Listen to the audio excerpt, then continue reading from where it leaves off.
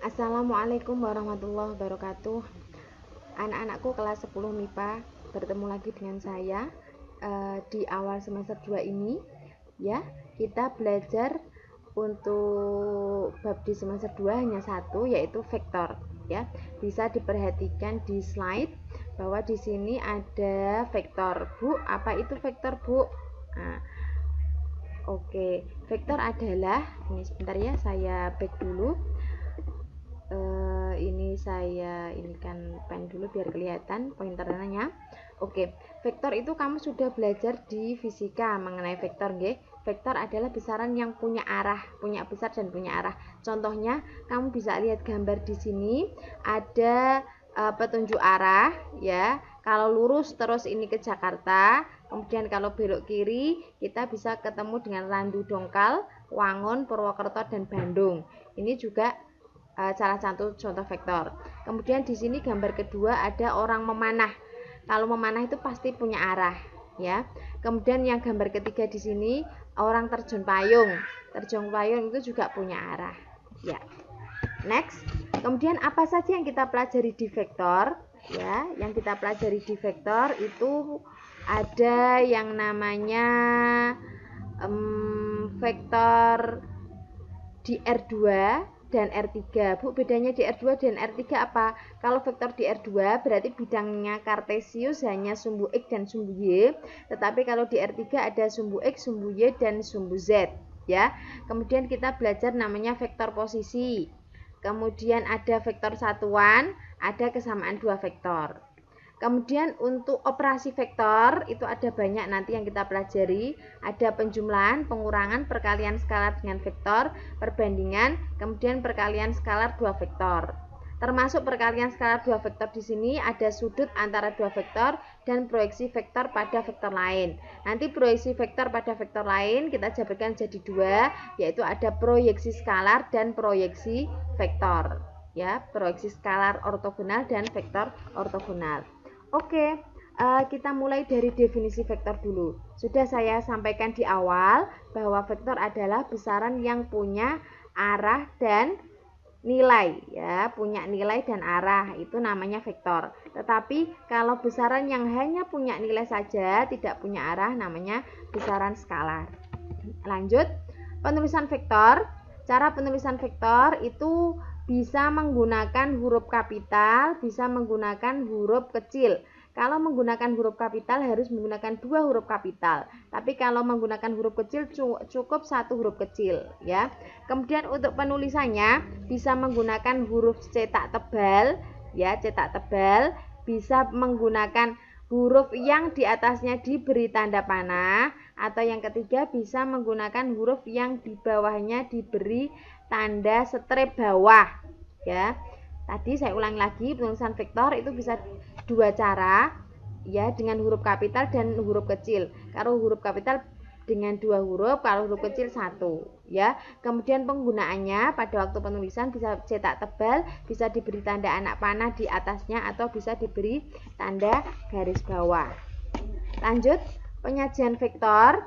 Nah, penyajian vektor ini kita bisa bagi menjadi dua. Penyajian vektor secara geometris berarti digambar dalam bidang kartesius, kemudian bisa secara analitis.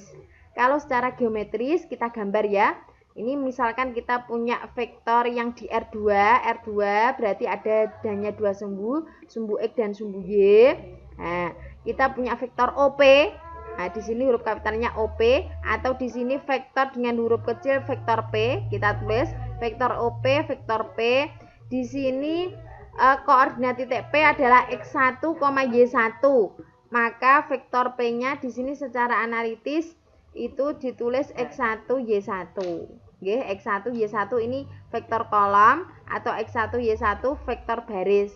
Kemudian kalau dibuat secara lebih rapi bisa X1I ditambah Y1J.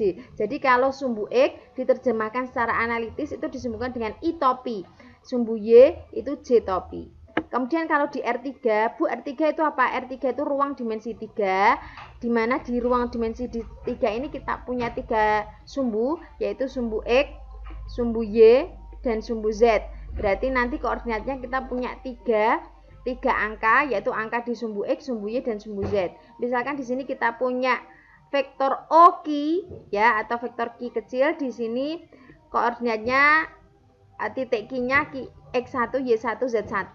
Maka kita bisa tulis secara analitik bahwa vektor OQ sama dengan vektor Q X1, Y1, Z1. Ini ditulis seperti vektor kolom, kemudian ini vektor baris. Kemudian kalau secara analitis X, sumbu X itu kita simbolkan dengan I topi, sumbu Y J topi, sumbu Z K topi. Maka di sini vektor OQ secara analitis bisa ditulis dengan X1I ditambah Y1J ditambah Z1K. Selanjutnya masih berkaitan dengan penyajian vektor ya, masih berkaitan dengan penyajian vektor. Perhatikan vektor di sini saya contohnya vektor R2, nanti vektor R3 menyesuaikan ya. Di sini vektor R2 karena di ruang 2 ada sumbu X dan sumbu Y. Kalau sumbu X ke kanan maka nilainya positif, sumbu X ke kiri nilainya negatif, sumbu Y ke atas positif, ke bawah negatif. Ini patokan ini silahkan dipahami begitu nggih. Saya ngambil dua contoh saja. Misalkan saya ngambil contoh ini. Contoh pertama vektor AB. Perhatikan ya tulisannya vektor AB berarti dari titik A ke titik B. Kita lihatnya dari titik A ke titik B. Nah, ini kita lihat dari titik A menuju ke titik B, kita berjalan ke kanan atau ke kiri. Oh, ternyata ke kanan. Berapa satuan kita hitung? 1, 2, 3, 4. 4 satuan.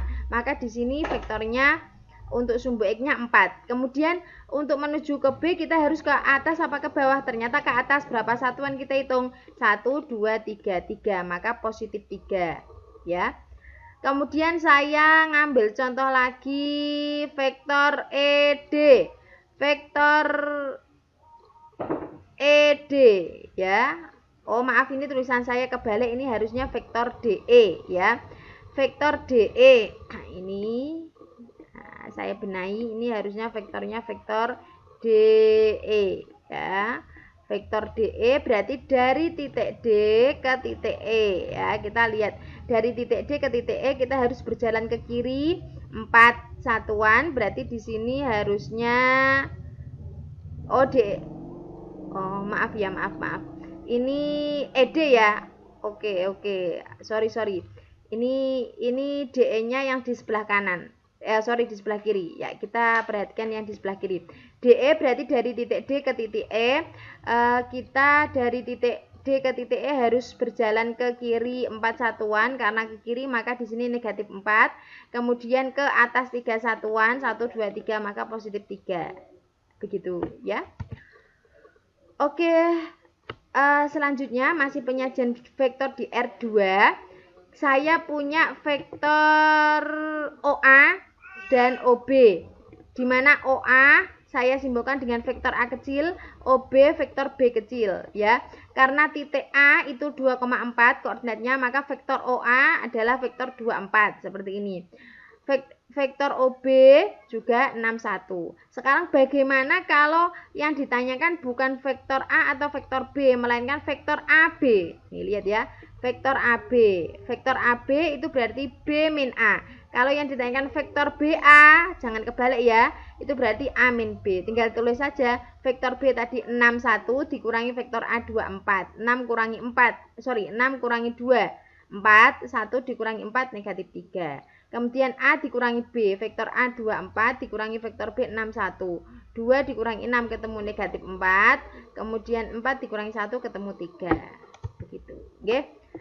Yang terakhir untuk pertemuan kali ini adalah panjang vektor. Anak-anakku, panjang vektor yang namanya panjang itu selalu bernilai positif ya. Tidak mungkin panjang itu bernilai negatif. Ya, tetapi Bu, kenapa vektor tadi adanya negatif? Negatif itu menunjukkan arahnya. Tetapi kalau panjangnya atau nilainya selalu bernilai positif. Ya. Perhatikan di sini di R2 kita punya vektor P itu X1, Y1. Maka panjang P ini disimbolkan dengan vektor OP yang diapit oleh 2 garis lurus, ini namanya panjang P. Panjang P akar elemennya dikuadratkan semua, Cah. Berarti X1 kuadrat ditambah Y1 kuadrat. Kemudian kalau di R3 di sini kita punyanya vektor Q ya. Vektor Q, panjang vektor Q, di sini vektor Q-nya X1, Y1, Z1, maka panjang Q-nya akar X1 kuadrat ditambah Y1 kuadrat ditambah Z1 kuadrat. Contoh penerapan panjang vektor. Ya, ini. Perhatikan vektor yang saya gambar. Saya punya vektor OA atau vektor A 24. Maka panjang A, elemennya kita kuadratkan semua, berarti 2 kuadrat ditambah 4 kuadrat, 2 kuadrat 4, 4 kuadrat 16. 4 ditambah 16, 20, akar 20 sama dengan 2 akar 5. Oke, terima kasih. Sekian untuk pertemuan kali ini. Penugasan nanti akan saya kirim di Teams. Jangan lupa tetap semangat dan selalu belajar. Wassalamualaikum warahmatullahi wabarakatuh.